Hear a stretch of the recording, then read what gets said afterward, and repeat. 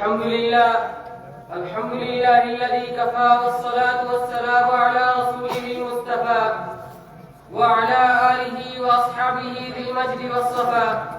أما بعد فقد قال الله تعالى: إنا أرسلناك بالحق بشيرا ونذيرا. وقال الله تعالى: لقد كان لكم في رسول الله أسوة حسنة. علی تو علی خدایا، علی تو علی خدایا، تیرا در کی شفقت نرالی خدایا، مارا در بھی فصلات کرما کی نظری، مارا در بھی فصلات کرما کی نظری، چم گئی آسا کی ڈالی خدایا.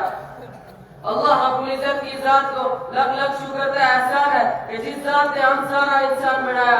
اس کے بعد اللہ رب العزت کی ذات کو لکھ لکھ شکر تے احسان ہے کہ جس ذات نے ہم تم پیغمبر آخر الزمان حضرت محمد صلی اللہ علیہ وسلم کا امتی بنایا.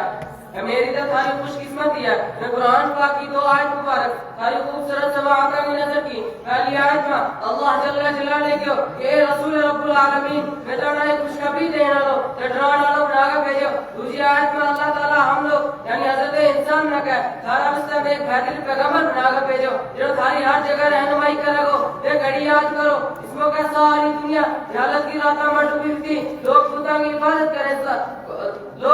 عبادت کریں تھا کوئی بھی ایسا اپنی نہیں تھا تو جڑا نہ صحیح راہ لے جاتا ان ساری پوری گلا نہ دور کرنے واسطے حضرت محمد صلی اللہ علیہ وسلم دنیا میں تشریف لے آیا.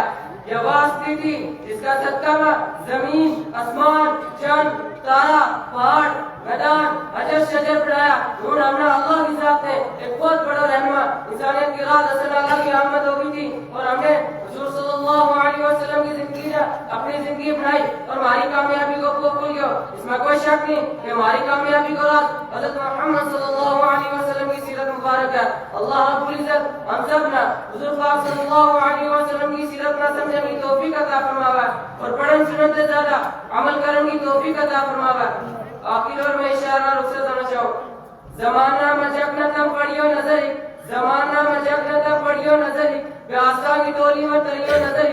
خدایا دو عالم محمد کا صدقہ، خدایا دو عالم محمد کا صدقہ، مارا در بھی فضلہ ہی کریو نظری. وآخر دعوانا الحمدللہ رب العالمین.